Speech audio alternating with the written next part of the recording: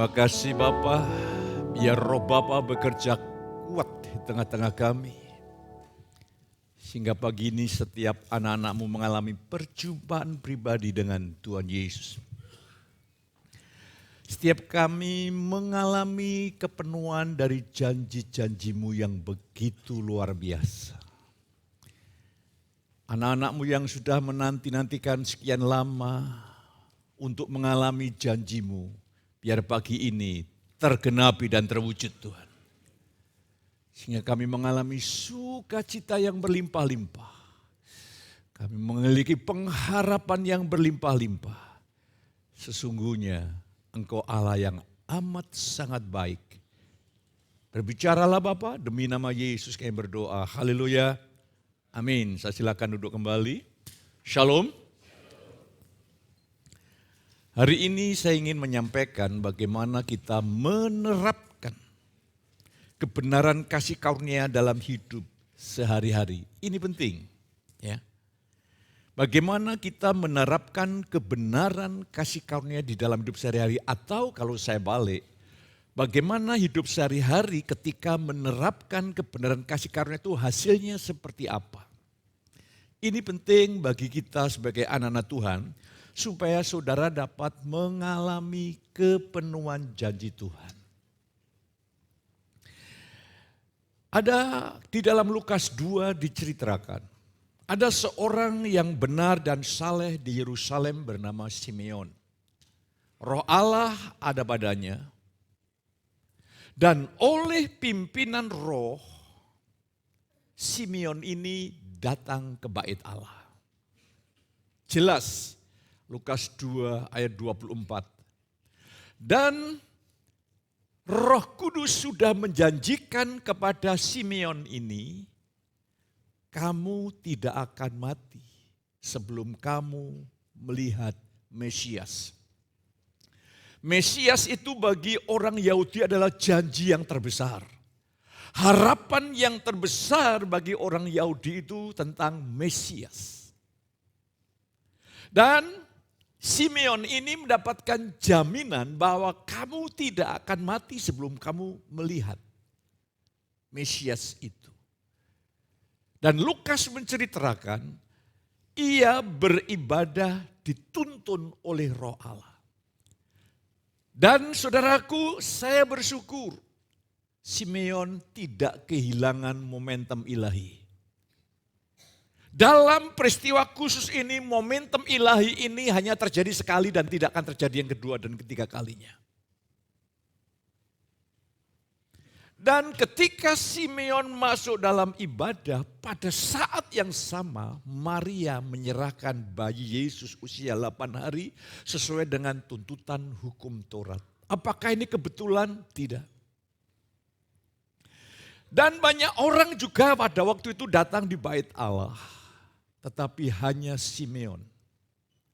Ketika menjumpai Mesias tapi masih dalam wujud bayi, Simeon menatang dan berkata, selama ini apa yang menjadi pusat pengharapanku telah terpenuhi.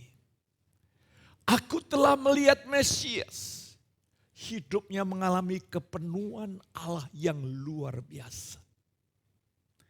Saudaraku, saudara hanya bisa mengalami kepenuhan hidup sebagai gambar Allah kalau saudara mengalami kepenuhan janji-janji Tuhan. Dan untuk mengalami perjumpaan dalam momentum ilahi itu dibutuhkan tuntunan roh. Tuntunan Roh Kudus bagi umat Tuhan itu ada dua yang perlu kita mengerti semua. Yang pertama secara umum, objektif, Roh Tuhan akan mewahyukan firman. Ketika umat mendengar firman yang diwahyukan, maka umat itu meresponi. Ketika hal yang pertama ini diresponi, dilakukan anak-anak Tuhan, Roh Tuhan akan memimpin saudara dalam pengalaman yang kedua, yaitu melalui pengalaman subjektif. Pengalaman real sehari-hari. Seperti Simeon dikatakan my Esau, ya. Tetapi dalam saya lihat bahasa Yunaninya adalah juga experience. Experience itu ya berbentuk kata benda naun tapi juga berbentuk kata kejahatan sistem. Artinya saya mengalami janji Tuhan yang luar biasa. Lah hari ini orang Kristen akan mengalami tuntunan Roh Allah secara subjektif, pengalaman tidak umum, tidak yang bersifat umum, tapi yang bersifat spesifik, khusus dan khusus. Hanyalah orang Kristen yang dipimpin oleh Roh Allah.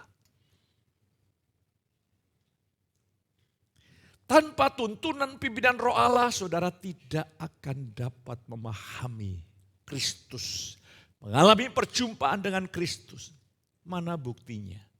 Saudara mendengar tentang Yesus, tentang kasih karunia, tapi engkau tidak mengalami kepenuhan hidup seperti Simeon. Tidak pernah mengalami perjumpaan pribadi, perubahan hidup yang signifikan. Dan kita tidak akan mengalami anugerah pimpinan secara subjektif. Pengalaman pribadi sehari-hari, kalau saudara dan saya tidak meresponi firman yang sudah diwahyukan oleh Roh Tuhan. Teman saya hamba Tuhan, dia punya pengalaman yang sangat dramatis. Ketika mengalami tuntunan secara subjektif pengalaman pribadi. Dia waktu itu dari Jawa Tengah dia ke Jawa Timur naik bis malam. Ketika dia mengantuk gitu, dia suara bangun turun, dia masih terantuk lagi. Tidak berapa lama suaranya lebih keras. Bangun turun, padahal di tengah-tengah gelap. Dia terbangun, dia kaget, dia bilang kepada supir, saya mau turun di sini. Padahal di tengah malam. Apa yang terjadi? Tidak berapa lama bis itu mengalami kecelakaan fatal. Saudara membutuhkan pimpinan Roh secara umum ketika pewahyuan firman dinyatakan. Dan setelah itu Tuhan itu tidak mau bekerja sia-sia. Kalau kita ini menjadi respon yang baik, Tuhan mau bertindak lanjut, dia akan menuntun kita dalam hal-hal yang spesifik. Saudara kan banyak diuntungkan ketika engkau mengalami tuntunan Roh-Nya. Ini pengalaman yang kecil tapi itu membekas dalam roh saya. Saya mau beli 2 alat. Saya ajak istri saya di Semarang. Saya ambil cari di Tokopedia tidak menemukan, di salah satu toko tidak menemukan. Oke, saya ke sebuah mall di Semarang dan saya hanya ingin beli sebetulnya sederhana. Tas yang untuk ke gereja. Tapi saya sudah berpikir saya tidak mau beli yang terlalu mahal, yang penting saya senang. Saya beli harganya di atas 2 juta begini-begini. Tapi dalam hati saya merasa ada kekosongan. Enggak pas. Saya cari lagi harganya ya di atas 100 juta. 1 juta, ada kekosongan. Terus tahu ada arahan, kamu pergi ke tempat yang agak ke dalam. Dan ketika kami menemukan tas, saya senang sekali dengan harga yang cuma 300 lebih. Yang kedua, saya membeli 1 alat. Di toko-toko susah sekali mencarinya. Selesai siang mau pulang dari Semarang, Tuhan mulai tuntun roh saya, ayo kita ke mall satunya lagi. Ketika saya ke toko itu, saya ditolong oleh penjualnya dan akhirnya mendapatkan sebuah alat itu dengan nilai kurang lebih 700.000 lebih murah. Itu hanya perkara kecil, banyak perkara yang Tuhan ingin menuntun saudara. Ketika Filipus dituntun oleh Roh Allah, dia tahu momentum ilahi. Sehingga dia ketemu sida-sida di tempat yang sepi itu. Keselamatan turun atas mereka dan kekristenan dibawa ke Afrika dan membarui Afrika. Yang menjadi permasalahan kita kehilangan momentum ilahi. Saya bersyukur hari Kamis atau kan bapak-bapak kemarin. Kamis. Saya bersyukur bapak-bapak dia tahu momentum ilahi. Akhirnya kami sharing semua, ada kelompok kami ikut di dalamnya. Saya bersyukur ini sebuah momentum. Ada kelompok-kelompok itu cerita sama saya, Pak. Awalnya saya mendengar tentang kasih karunia itu tidak nangkap sama sekali. Yang satu lagi saya berpetualang Pak dari satu gereja pindah gereja yang lain. Tidak nangkep apa yang Pak Petrus sampaikan. Dan akhirnya mereka menarik kesimpulan tidak bisa Pak saya usahakan dengan pikiran saya. Lama-lama saya terbuka, saya memahami. Ketika mulai tersingkap pewahyuan kebenaran itu baru bisa mengubah dan memerdekakan. Seringkali kita kehilangan momentum ilahi karena banyak halangan-halangan yang iblis pasang. Sehingga kita ini kehilangan momentum ilahi untuk meresponi. Semua kita beribadah. Tetapi ada orang yang beribadah ketika di rumah berdoa, Tuhan, aku ingin mendengar apa yang tidak aku ingin dengar, tapi Tuhan ingin aku dengar. Seringkali umat Tuhan itu, Tuhan aku hanya ingin mendengar apa yang aku ingin dengar. Ketika kita punya doa seperti ini, kita sedang memupuk ego. Tapi kita berdoa, Tuhan aku ingin mendengar apa yang tidak aku ingin dengar, tapi Tuhan ingin aku dengar. Ketika kita merendahkan hati di hadapan Allah, Allah mewahyukan firman-Nya. Allah mewahyukan dirinya sehingga engkau mengalami perjumpaan dengan Tuhan. Dan hebatnya kalau seorang bapak mengalami perjumpaan pribadi dengan Tuhan, dampaknya bukan untuk bapak, seisi keluarga. Sejauh orang yang berhubungan dengan si bapak ini juga akan dijamah oleh Tuhan. Itu dampaknya luar biasa saudara kekasih. Jadi saudara kalau ke gereja berdoalah sungguh-sungguh Tuhan aku ingin berjumpa dengan engkau. Aku ingin mendengar apa yang engkau ingin aku dengar. Lah hari ini supaya kita bisa mengalami kebenaran kasih karunia itu real dan nyata. Kalau tidak adalah sebuah kerugian yang besar. Kadang-kadang momentum Allah itu tidak datang setiap bulan. Kadang-kadang butuh siklus yang cukup panjang. Jangan sampai saudara kehilangan momentum. Saat yang terbaik ketika Tuhan ingin berperkara, kita kehilangan kesempatan. Lah hari ini kita akan buka bersama-sama bagaimana menerapkan kebenaran kasih karunia dalam hidup sehari-hari. Mari kita akan baca bersama-sama di dalam Roma 1 ayat yang kelima. Setelah menemukan kita baca bersama-sama 1, 2, 3. Dengan perantaraannya kami menerima kasih karunia dan jabatan rasul untuk menuntun semua bangsa supaya mereka percaya dan taat kepada namanya. Namanya Yesus, di mana Allah mengaruniakan kepadanya nama di atas segala nama. Supaya dalam nama Yesus bertekuk lutut yang ada di atas langit, di atas bumi, di bawah bumi. Semua lidah mengaku, setiap lutut bertelut. Nama itu adalah Yesus Tuhan. Inilah tugas panggilan yang sangat luar biasa. Yang Allah percayakan kepada Paulus sampai Paulus rela kehilangan nyawa. Asal dapat memberitakan. Saya melihat ya ada orang Kristen yang gigih, begitu gigih kayak Paulus. Tapi ada orang Kristen yang ya biasa-biasa saja. Apa yang membedakan? Tadi malam sore saya olahraga 2 kali. Karena lewat peralatan itu saya cek bahwa saya kurang di bidang ini. Oke, saya olahraga 2 kali. Saya sore-sore ketemu seorang dokter. Dia ketemu saya di depan. Aduh Pak, saya ini baru pulang. Langsung datang ibadah. Roh saya bersuka cita. Ibadah itu masalah hati. Masalah hati. Dia pulang dari kantor mungkin waktunya mepet, dia naik Gojek. Ya. Terus datang beribadah, saya lihat lari ke belakang. Ini masalah hati. Orang yang seperti ini tidak akan kehilangan momentum ilahi. Kalau bahasanya Paulus tidak menyia-nyiakan anugerah Tuhan. Hari ini panggilan yang Tuhan berikan kepada Paulus. Paulus gigih, kehilangan nyawa siap untuk dapat mewujudkannya. Bagaimana dengan saudara dan saya? Apakah kita menjadi orang Kristen yang gigih, yang kokoh? Saudaraku, jangan sampai kehilangan momentum. Saya hari apa itu tidak doa pagi. Karena malam itu, saya jam 1:30 pagi saya dibangunkan. Saya berdoa sambil tiduran sama Tuhan, saya ngobrol firman dengan Tuhan begini. Nampaknya Tuhan ingin minta saya lebih lagi, oke. Saya rasa kok Tuhan mau minta lebih lagi, oke. Saya mulai berdoa. Kira-kira saya berdoa 2 jam.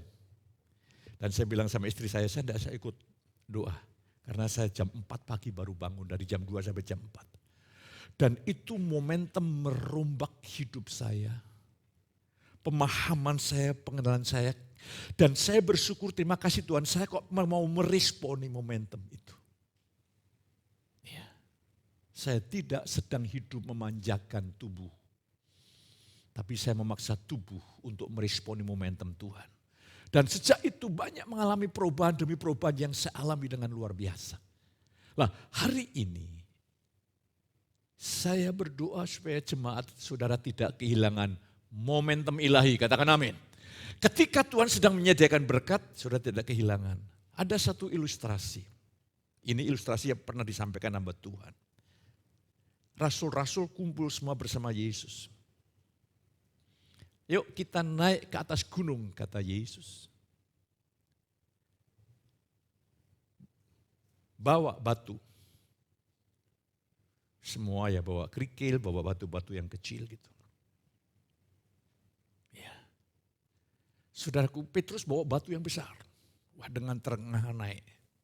Karena punya harapan nanti batu diubah jadi emas. Ternyata sampai di atas, Tuhan berkata, oke, letakkan batumu itu. Waduh, Petrus kecewa. Turun lagi. Sekarang bawa batu lagi. Karena kecewa, Petrus bawa batu kerikil. Yang lainnya bawa batu yang bongkahan-bongkahan gitu. Agak berat memang turun. Sampai di bawah Tuhan berkata, batu aku rubah jadi emas. Petrus tambah kecewa karena kehilangan momentum ilahi. Saya berdoa, mengapa jemaat seringkali hidup dari kekecewaan ke kekecewaan? Melihat anak, melihat ini, melihat itu, isinya cuma kecewa saja. Engkau kehilangan momentum, saudaraku. Sehingga rasanya kok ada hal yang membuat hati ini sesak aja begitu. Seharusnya engkau melihat segala sesuatu penuh dengan ucapan syukur. Iya. Penuh dengan terima kasih, Tuhan itu dahsyat, Tuhan itu ajaib perbuatannya. Mari jemaat, seriuslah dengan Tuhan. Saya ingin mengajak, mari kita akan lihat bagaimana menerapkan Rasul Paulus dalam menyampaikan kebenaran kasih karunia. Ia memakai bentuk indikatif dan imperatif. Saya membaca buku. Sekarang kalau saya membaca buku tentang Injil, tentang kasih karunia, saya cek cocok enggak dengan Paulus. Bersyukur kita sedang belajar yang namanya biblical. Ya. Artinya kita mau terapkan apakah dan bagaimanakah Rasul Paulus menyampaikan, memberikan surat-surat tentang Injil.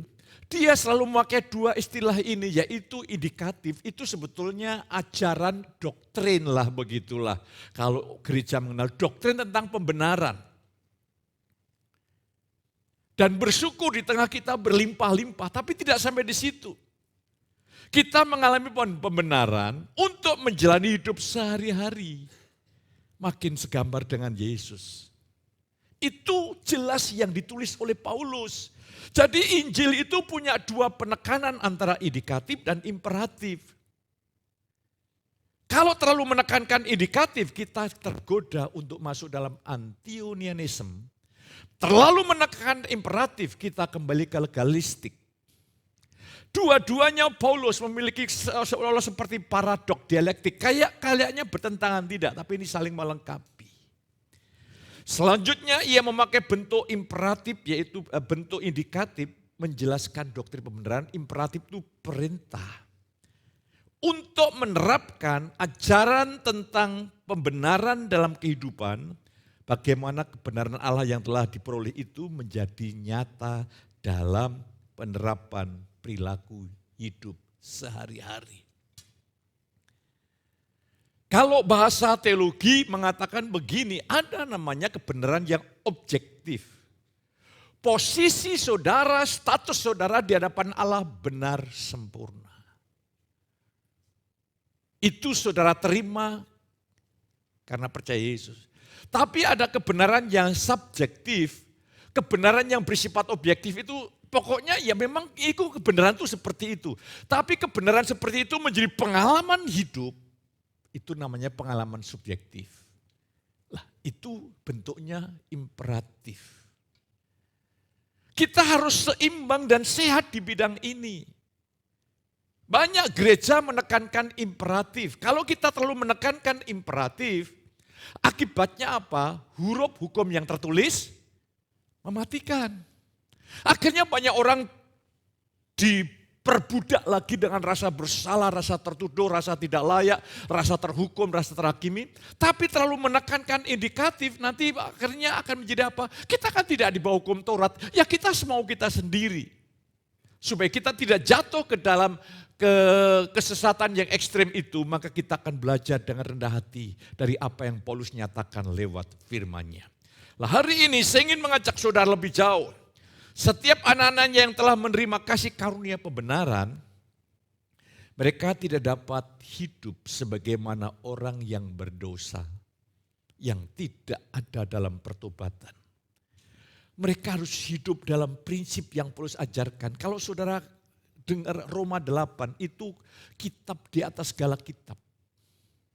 Lewat kitab Roma itu Tuhan menjamah Martin Luther dan dampaknya mengubah kekristenan pada waktu itu. Nah, hari ini Roma 8 ayat 1 sampai 4 itu bicara masalah kasih karunia. Dibenarkan dengan cuma-cuma, tidak ada penghukuman di dalam Yesus. Tetapi Paulus di sana penerapannya adalah engkau harus hidup menurut roh. Kalau engkau hidup menurut daging, engkau maut. Maut itu bukan mati masuk neraka. Maut itu bicara masalah engkau tidak menikmati janji-janji Tuhan yang luar biasa. Hidupmu penuh kekecewaan.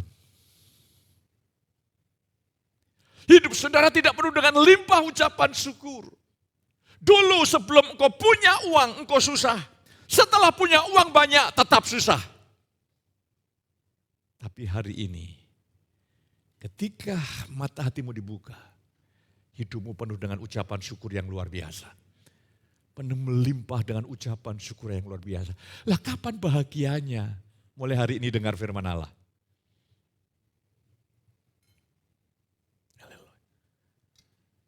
Dulu enggak punya uang, bingung untuk makan. Sekarang setelah banyak uang, bingung untuk makan di rumah makan mana. Makan apa? Kita tuh isinya bingung aja saudaraku. Saudaraku Roma 1 ayat 5 jelas. Membimbing orang untuk percaya dan taat kepada Yesus. Jadi hari ini bagaimana menerapkan kebenaran kasih karunia dalam hidup sehari-hari. Ya, taat. Dan yang kedua, wujud. Orang Kristen yang menerapkan kebenaran kasih karunia ditandai pertama adalah taat. Yang kedua, mengasihi sesama. Nanti saya ingin menjelaskan. Ini bukti yang real.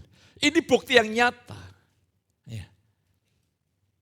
Lah saya ingin mengajak saudara nanti akan menjelaskan satu persatu saudara kekasih. Supaya saudara betul-betul mengalami Roma 1 ayat 5 tadi, Tuhan menuntun umat Israel lewat Rasul Paulus untuk percaya dan taat. Di dalam Galatia 5 ayat 6, bahasa Indonesia masa kini lebih jelas. Dikatakan yang penting ya, sunat atau tidak bersunat itu tidak penting. Yang penting hanyalah percaya kepada Kristus dan itu nyata dalam kasih kita kepada orang lain. Jadi bukti bahwa kita hidup di dalam kasih karunia itu ditandai dua hal. Taat kepada kehendak Tuhan, mengasihi sesama. Lah Paulus ingin kasih karunia itu ingin menuntun saudara sehingga saudara sekarang memiliki gaya hidup untuk taat dan mengasihi sesama. Nanti saya ingin menjelaskan. Dan Rasul Paulus strateginya luar biasa untuk mengajar tentang moral bagi orang Kristen. Dia menekankan bahwa di dalam Yesus Allah telah membebaskan orang Kristen dari kuasa dosa. Setelah orang percaya telah dibebaskan dari kuasa dosa menjadi ciptaan baru, menjadi putra Allah ditopang oleh janji Tuhan, baru diajar tentang etika, moral, ajaran baru ini bisa berhasil. Ini bukan lagi tuntutan yang mematikan, tetapi ini anugerah yang menggairahkan. Jadi saya boleh katakan karena saya gembala bukan penginjil. Jadi kalau selama ini saudara sudah mendengar kasih karunia bertahun-tahun, hidupmu tidak beres, itu ada kerusakan yang parah, pagi ini perlu bertobat di hadapan Tuhan. Ini tidak main-main loh saudaraku, dampaknya kita ini, saya ini bukan untuk saya sendiri, saya dalam lingkungan keluarga, dalam berjemaat, saudara pun juga dampaknya begitu.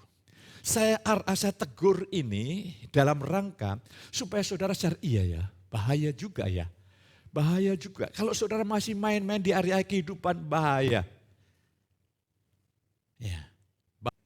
Hidup ini tidak main-main, hidup ini sebuah tantangan yang hebat. Tapi sebuah kesempatan yang luar biasa. Karena khotbah saya adalah khotbah penggembalaan, saya suka bersifat praktis. Ini kan bukan di area teologi. Ini di area praktis dalam hidup sehari-hari, di mana engkau pulang menghadapi masalah, pencobaan, menghadapi banyak tantangan, bagaimana saudara mengalami realita Kristus dan menerapkan kebenaran, dan saudara melihat campur tangan Tuhan, saudaraku. Mari saya ingin ajak saudara untuk melihat hari ini. Mari saya ingin jelaskan ketaatan berdasarkan iman. Ketaatan yang berasal dari iman. Ketaatan yang bersumber dari diri sendiri hanya menghasilkan kegagalan dan keputusasaan. Seperti apa ketaatan yang bersumber dari diri sendiri? Saudara merasa saya ini tidak kudus, saya berusaha untuk kudus. Ini ketaatan yang bersumber dari diri sendiri. Tidak akan ada perubahan karena diri sendiri ini sudah rusak. Lah ketaatan yang bersumber dari iman itu diberkati Tuhan luar biasa. Saudaraku, di dalam anugerahnya, saudara dan saya adalah ciptaan baru, katakan amin. Diciptakan sepola dengan Kristus, dengan Allah, dengan tabiat yang benar, lurus dan suci. Di dalam bahasa Indonesia masa kini, Efesus 4 ayat 24, hendaklah kalian hidup sebagai manusia baru yang diciptakan menurut pola Allah, yaitu dengan tabiat yang benar, lurus dan suci. Ini saudaraku indikatif ajaran pembenaran di mana kamu di dalam Kristus adalah manusia baru. Yang lama sudah berlalu, kamu memiliki tabiat, watak, budi pekerti yang benar, lurus, dan suci. Karena itu imperatif bentuknya adalah dengan iman, puji Tuhan, dengan iman saudara ini benar, lurus, dan suci. Katakan amin. Katakan sebelahmu, engkau seperti itu. Engkau bukan orang sembarangan. Engkau bukan orang berdosa. Engkau bukan orang yang diperbudak dosa. Salib sudah memerdekakan, katakan amin. Tapi saudara benar, lurus, dan suci. Hendaklah kalian hidup sebagai manusia baru. Artinya ketaatan kita ini berdasarkan iman. Ketika saudara tahu saya ini benar, watak saya ini lurus. Lurus itu murni, tidak ada campuran yang bermacam-macam, dan suci. Maka saudara berjuang untuk hidup benar, lurus dan suci berdasarkan iman. Saya gambarkan seperti ini. Kalau saudara punya mobil, di dalam mobil itu ada mesin. Tetapi yang mengendari tetap saudara. Engkau pengen maju, pengen lari 80, 100, itu pilihan saudara. Mesin itu memberikan fasilitas. Ketika mendadak rem, itu saudara ambil keputusan. Karena remnya sudah canggih, begitu saudara injak, Itu cepat, saudara punya kekuatan melampaui kekuatan diri. Engkau bisa lari 100 km per jam tanpa banyak mengeluarkan tenaga. Engkau menghentikan mesin dalam kecepatan tinggi tanpa saudara terluka dan mengeluarkan banyak tenaga. Fasilitas mesin dan rem itulah yang memfasilitasi. Di dalam hidupmu ada mesin, itu kehidupan Allah. Ketika engkau tahu saya orang benar, saya orang lurus, saya orang suci. Engkau bertindak di atas kebenaran, seluruh kekuatan surga menopang saudara. Maka saudara sebagai makhluk yang berotoritas hari ini, saudara harus punya pilihan yang benar. Saya tidak izinkan iblis masuk area pikiran saya. Itu pilihan di tangan saudara. Saya tidak izinkan pikiran dosa masuk dalam pikiran saya. Patahkan di sana. Tapi ketika saudara mulai main-main dengan pikiran dosa, ketika dosa sudah mulai saudara alami, disitulah engkau mulai kehilangan kuasa. Sejak awal engkau punya pilihan. Dan saudara ingat, otoritas yang Tuhan kedaulatan yang Tuhan berikan kepada saudara adalah kedaulatan yang tertinggi. Situasi dan kondisi hanya izin saudara itu mengganggu emosi saudara. Kalau engkau berkata tidak ada yang bisa mengganggu batin saudara. Karena di dalam batin saudara ini adalah kekayaan Yesus menjadi milik saudara. Batin saudara ini penuh dengan kasih, sukacita, damai sejahtera. Itu permanen. Tapi seringkali kita hidup dengan perasaan, bukan dengan iman, dengan fakta ilahi. Mari hari ini semua kekuatan musuh sudah diletakkan di bawah kakimu. Kalau Kristus sebagai kepala, kita sebagai tubuh, Kristus sudah dimuliakan duduk di sebelah kanan Allah Bapa dan sudah menaklukkan segala sesuatu. Berarti secara otoritas, secara kedaulatan, semua musuh sudah di bawah kakimu. Engkau tidak izinkan musuh mengganggu batinmu. Hal itu terjadi. Coba betapa dahsyatnya potensi yang Tuhan berikan kepada saudara. Ketaatan di dalam iman. Saudara diajar seperti ini itu harusnya menghasilkan hidup yang sangat signifikan dan luar biasa. Haleluya. Ciptakan nasibmu. Cari firman, perkatakan firman. Oleh firman yang kau perkatakan, Allah membuat yang tidak ada. Tidak ada. Kita ini saudara jangan menerima nasib. Saya kadang-kadang Tuhan saya ingin bawa masuk di dalam dimensi roh. Saya ingin melihat mana strategi iblis yang mencoba mengganggu. Ya. Saudara kan tahu. Kadang-kadang jemaat tidak paham. Saya mendengar kadang-kadang itu di kelas di dekat kantor itu ada kelas sekolah minggu. Di sana ada kursi. Kadang-kadang Bapak Ibu asik di situ mengganggu anak-anak. Saya masuk, Tuhan saya ingin melihat dari alam roh. Mengapa itu orang tua duduk dan sambil ngobrol di luar. Ketika saya masuk Tuhan bawa saya dalam alam roh, melihat dari sudut alam roh. Mereka tidak sadar sedang ditipu roh jahat. Mereka pikir mereka seperti itu dalam benak pikirnya, aku sudah ibadah. Bayangkan. Bagi saya yang mengerti saya gentar. Saya bilang sama istri saya, kalau kursi itu mengganggu singkirkan kursi itu. Yang penting jemaat mendengar firman dan diubah. Karena hidup ini tidak mudah saudara.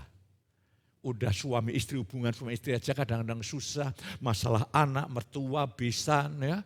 Masalah ekonomi, masalah dengan tetangga. Haleluya. Ada masalah lagi sederhana saudaraku. Kita berpepetan dengan tetangga. Ini pohon-pohon yang sebelah tetangga ini mengarah ke kita. Buahnya itu seringkali jatuh dan kena genting kita. Itu pun bisa jadi masalah sampai di yang lain itu sampai pergi ke RT. Aduh, belum lagi masalah-masalah yang tambah rumit ini. Makanya saya berdoa untuk apa? Saya akan menjadi orang yang paling praktis untuk bisa menolong hidup sehari-hari. Karena ini bagian kehidupan praktis bagaimana engkau menjalani hidup sebagai rumah tangga. Saya tidak mengajarkan konsep. Kalau saya tidak berumah tangga, saya tidak punya istri, saya tidak berumah tangga. saya mencoba seminar tentang rumah tangga yang bahagia. Itu namanya konsep. Itu mematikan. Saya tidak mengalami realita pekerjaan roh Allah merombak keluarga saya. Yang tadinya penuh dengan penyesuaian, sekarang penuh dengan kesamaan. Itu anugerah bekerjalah. Saya penyelenggara kasih karunia, pengelola kasih karunia. Ketika saya menerima kasih kebenaran karunia mengubah saya bagikan kepada saudara, itu akan mengubah saudara. Kita tidak bisa membangun konsep dan teori. Kita harus memberikan realita. Itulah sebabnya hari ini bagaimana kita menerapkan kebenaran kasih karunia dalam hidup sehari-hari. Saudara kekasih, Tuhan berkata bersukacitalah. Harusnya wajahmu itu wajah yang optimis. Penuh sukacita, penuh kesegaran, penuh gairah. Engkau melihat semuanya, saudaraku, Tuhan akan membuat semuanya menjadi baik. Engkau melihat Tuhan tuh buat, nanti kau melihat anakmu ucapan syukur.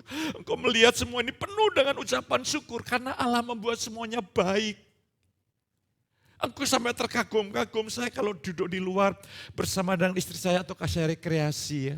Kemarin kan saya pengen rekreasi. Dia menunjukkan di satu tempat kurang romantis, saya ke satu tempat di mau romantis. Apa yang saya maksud romantis? Romantis itu bukan remaja di bawah sinar rembulan, mengatakan I love you so much. Tidak, romantis bagi saya kan romantis opa dan oma. Oh, beda. Pagi-pagi saya jalan pagi bersama istri saya melihat pemandangan yang indah. Itu bagus. Setelah itu enggak usah mandi ke pasar. Istri saya belanja, saya bawa belanjaan. Itu kan manis, saudaraku. Kebetulan saya suka makan makanan zaman dulu. Dan saya temukan di situ, itulah romantis. Saya senang, saya suka cita, bisa cerita, aduh luar biasa ya Mas ya, Tuhan itu begitu baik, melihat semua baik. Ini anugerah yang luar biasa. Tidak begini kok, begini ya. Jadi orang tua kok berat ya. Lah beratnya seperti apa? Aduh, pengen mati, pengen bunuh diri, takut masuk neraka, tapi kalau enggak bunuh diri kok rasanya enggak kuat. Enggak ada kalimat itu. Yang kupasang itu enak. Mengapa? Karena kita belum tersingkap. Ketika kita belum tersingkap kebenaran, semuanya kita pikul sendiri. Tapi hari ini, saudaraku, indikatif tentang firman yang diwahyukan identitas saudara, ingat, saudara orang yang benar, lurus, suci. Tidak perlu namamu dirubah menjadi suci. Engkau sudah suci. Apabila kalau namanya ditambah suci, itu namanya suci kuadrat. Makanya tidak cocok, saudara. Kalau tidak kudus itu tidak cocok. Ya? Makanya kalau saudara tidak kudus itu, intuisi saudara itu menjerit. Nah inilah proses penggembalaan terus berjalan sehingga saudara makin menghidupi, menerapkan kebenaran kasih karunia. Jadi kita bukan ada dalam wacana pembenaran karena iman. Yes, itu fondasi. Tapi terus dilanjutkan dengan bentuk perintah supaya kita makin seperti Yesus. Mari kita akan melihat saudara kekasih. Jadi Paulus tuh mengajarkan begitu. Dia berkata kita sudah mati bagi dosa dan hidup bagi Allah. Itu bentuk indikatif. Kalau melihat mengacu ayat sebelumnya, itu Roma 6. Tapi ayat 13, janganlah hendaknya dosa berkuasa di dalam tubuhmu. Pakailah itu menjadi senjata kebenaran. Itu perintah yang didasari oleh fakta ilahi. Saudara ini dosa tidak berkuasa. Aku katakan di dalam otoritas Tuhan, mulai hari ini dosa tidak lagi berkuasa.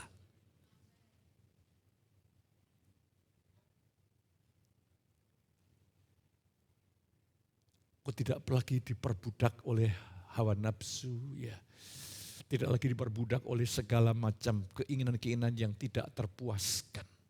Tapi saudara seperti Simeon tadi, aku telah menikmati janji Tuhan yang luar biasa. Aku telah memiliki pengharapan yang terbesar dan batinku telah terpuaskan. Saudara hanya tidak mengerti kebenaran kasih karunia.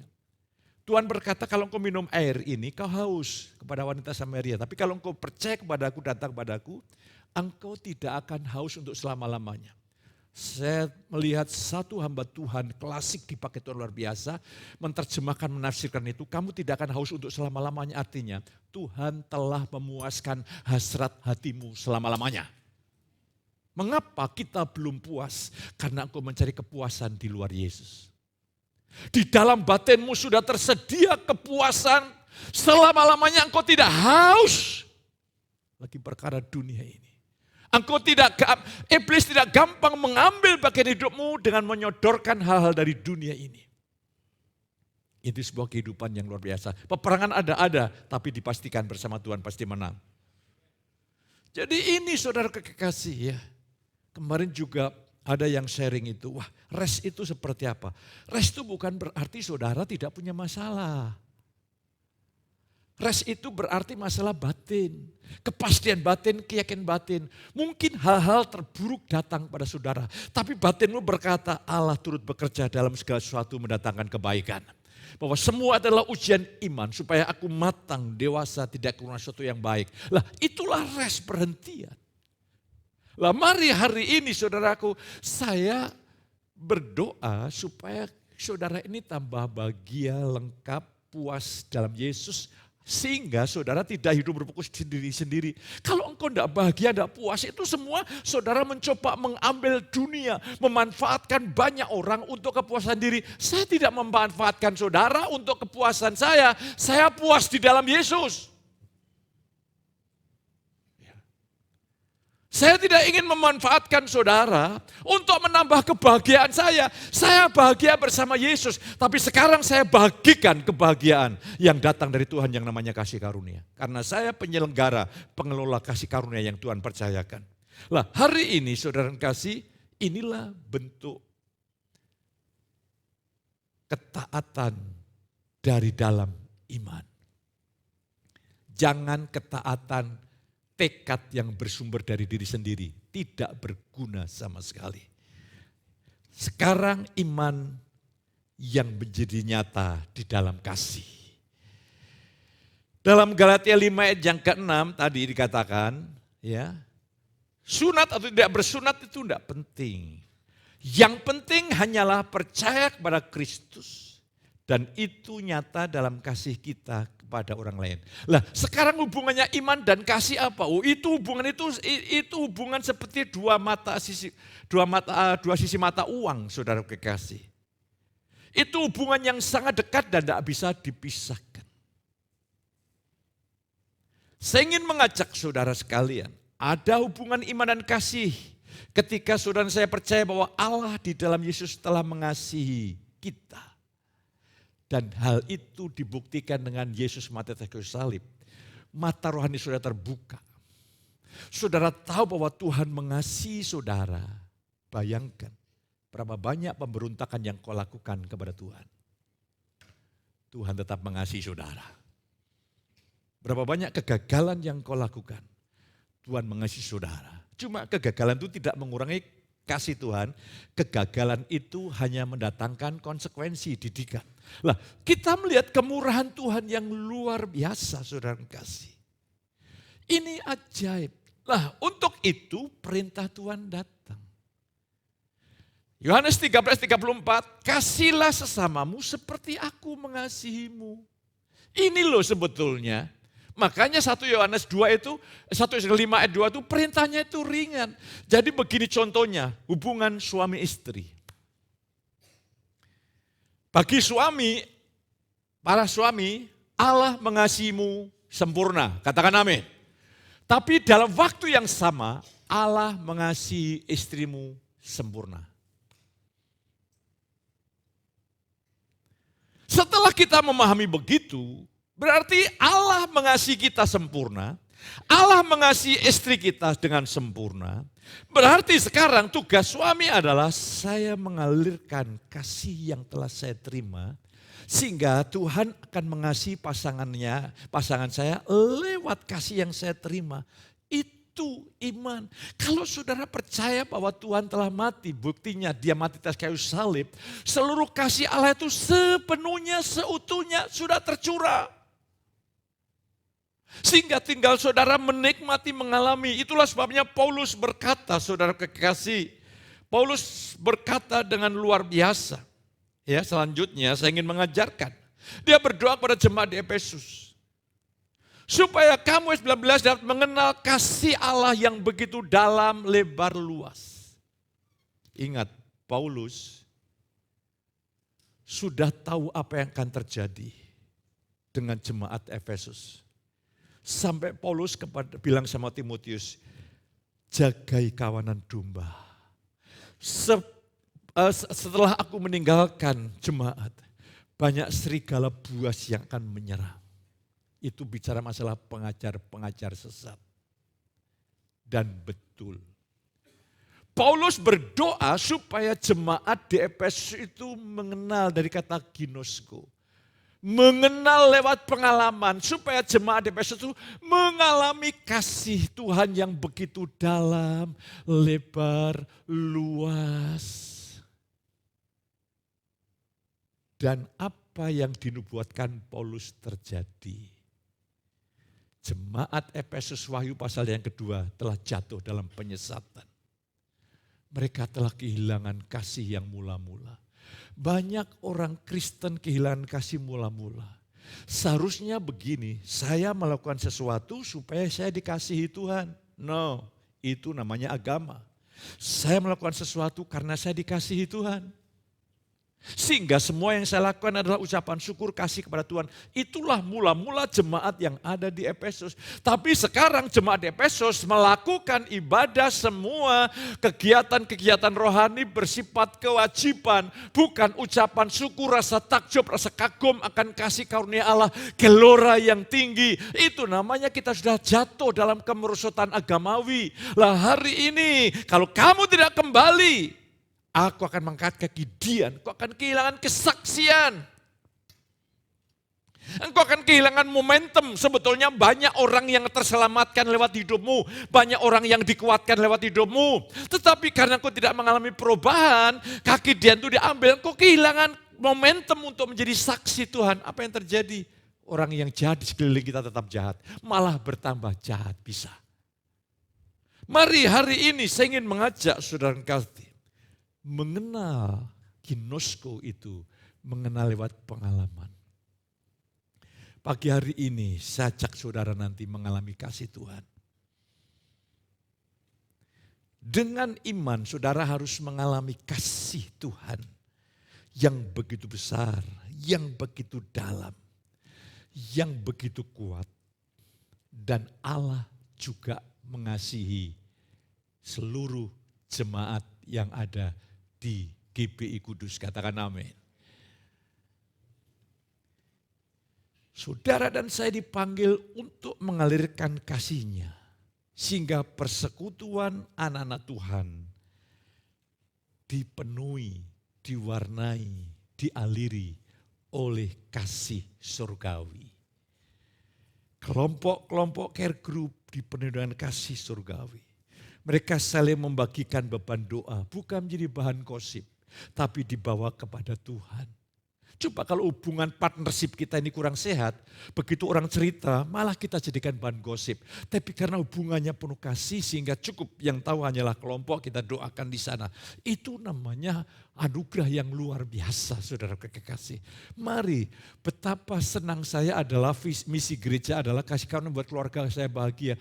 Betapa saya senang kalau melihat suami istri kelihatan rukun, kelihatan baik, ya kelihatan menyenangkan. Itu senang kan hati seorang bapak rohaninya itu kan senang melihat begitu. Dan saudaraku itu adalah wujud kasih. Ketika saudara dan saya mengasihi sesama, ini bukti. Ketika kita dipenuhi dengan kasih ilahi ya, bukan kasih jiwani itu kasih egoistik. Kasih jiwani itu jahat loh. Saya mengasihi kalau ekspektasi saya, harapan saya terpenuhi. Begitu harapan saya tidak terpenuhi, kasih berubah jadi benci. Tapi kalau kasih Allah yang dicurahkan dalam hati kita, saya mengasihimu. Kalau ekspektasi saya tidak terpenuhi, saya tetap mengasihimu. Dan kasih di sini adalah sebuah keinginan untuk melakukan sesuatu yang terbaik untuk yang kita kasihi. Dan kita menjauhkan diri untuk melakukan yang jahat kepada orang yang kita kasihi. Makanya semua khotbah saya mungkin berbentuk teguran, berbentuk arahan. Hanya satu, saya ingin saudara mencapai kepenuhan hidup sebagai gambar Allah. Tidak ada yang lain, engkau tidak kehilangan momentum. Ya, contoh, ini real, saya ngomong real. Nanti sebulan lagi ada ibadah bapak-bapak ya. Tidak gampang loh bapak-bapak untuk hadir. Itu ada banyak hambatan. Berbahagialah engkau tidak ada hambatan. Engkau bisa bebas leluasa untuk berkomunitas di sana. Nah, saya menolong supaya Tuhan mengangkat hambatan-hambatan saudara ini loh. Rugi saudara kasih. Lah, saya ingin mengajak saudara banyak hambatan yang, untuk pelayanan saja itu banyak hambatan-hambatan yang mengganggu. Ini saudaraku, ini bukan datang dari Tuhan. Bukan.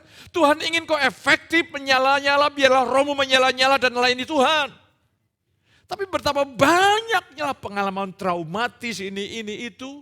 Akhirnya kita kehilangan kesempatan-kesempatan yang baik yang Tuhan sediakan. Sehingga dampaknya jemaat semua hidup dalam persekutuan kasih di antara satu dan lainnya. Ketika saudara saya mengasihi sama, saya hanya ingin satu saja. Jemaat bertumbuh dalam anugerah Tuhan. Saya paham jemaat. Hidupmu banyak pencobaan, banyak salah. Dalam hidup ini banyak pencobaan masalah. Ya. Motivasi yang salah, konsep pikir yang salah, itu pun mendatangkan masalah, saudara kasih. Ya.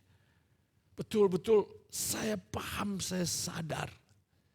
Itulah sebabnya saya perlengkapi saudara, untuk engkau bisa menghandle semua pencobaan itu menjadi berkat. Semua tantangan itu menjadi kesempatan untuk saudara maju di dalam Tuhan. Saya memperlengkapi kebenaran-kebenaran, kami doakan dengan sungguh-sungguh. Saya mendedikasikan hidup saya, ditarik Tuhan untuk berdoa. Saya masuk dalam alam roh, saya ingin mencoba melihat bagaimana kondisi saudara. Pikiran saya tidak bisa menangkap, tetapi kalau saya mengizinkan roh Allah, saya bisa melihat di mana titik pencobaan saudara. Makanya kadang-kadang saya munculkan. Dan titik pencobaan yang paling bahaya adalah yang tidak ada sanksi sosial, ego. Dan banyak orang yang diproses egonya belum selesai-selesai. Apa yang saya lakukan? Saya berdoa di hadapan Tuhan. Saya percayakan ini dalam penggembalaanku. Waduh, ego ini kalau enggak, oleh salib enggak bisa, saudaraku. Semua itu hanya ego. Ego itu dari diri untuk diri, kehormatan diri, kemuliaan diri. Tidak bisa. Tetapi ketika anugerahnya terbuka, luar biasa. Dan dengar bagaimana saudara menjalani hidup yang natural dan alami. Kalau engkau bergantung Yesus, yang hidup adalah Yesus melalui saudara. Lewat rohnya, rendah hati itu menyenangkan. Kok saudara tidak nangkap ya? Memaafkan itu menyenangkan. Mengampuni itu melegakan. Itu kalau yang mengalir itu Yesus. Makanya saudara tidak natural, saudara mencoba menutupi diri, tidak natural, tidak alami. Karena yang hidup bukan rohnya. Ketika rohnya menuntun mengalir lewat kita, merendahkan hati, melayani, haleluya, menyangkal diri itu sukacita, itu mendatangkan sukacita. Lah kalau yang hidup aku, susah banget, hidup ini susah, menderita saudaraku. Suami istri aja yang saling ego itu mendatangkan penderitaan yang hebat. Makanya pagi hari ini, buka hatimu, engkau ranting, engkau bukan produsen, engkau ranting hanyalah bejana. Buka hatimu untuk pagi ini mengalami kasih Tuhan. Buka hatimu untuk dipulihkan Tuhan. Katakan Tuhan di dalam kitab Yudas, engkau membebaskan aku dari semua batu sandungan. Sehingga biar itu terangkat pada pagi hari ini. Harapan saya supaya engkau tidak kehilangan momentum. Betul-betul engkau tidak kehilangan momentum. Dan engkau ranting itu hanya mengatakan Tuhan, Angkat semua sandungan-sandungan, angkat semua pengalaman trauma, konsep-konsep pikir yang salah, yang keliru, angkat semua Tuhan. Semua konsep pikir yang berdasarkan dari ego itu sudah tercemar dosa, angkat semua supaya pikiranmu. Dan yang paling akhir, hiduplah menurut roh. Kalau engkau menurut daging, berantakan. Doa saya, Tuhan, aku minta, aku hanya ingin satu kehidupan oleh roh, menurut rohmu, menurut tuntunan rohmu Tuhan. Tidak yang lain Tuhan, aku ngeri kalau hidup menurut daging itu ngeri luar biasa. Sangat mengerikan. Tapi kalau aku menurut roh, sangat-sangat memberi pengharapan yang luar biasa. Kita tundukkan kepala di hadapan Tuhan. Kasih karunia Bapa membuat engkau menjadi pribadi yang utuh sebagai gambar Allah. Seluruh keagungan, kemuliaan, kebesaran Tuhan mengalir sepenuhnya dan hidup saudara menjadi sarana pencerminan daripada Kristus sendiri. Setiap orang yang terhubung dengan saudara diberkati Tuhan. Setiap orang yang berjumpa dengan saudara diberkati oleh Tuhan. Hidupmu berdampak luar biasa bagi banyak orang. Angkat tangan saudara.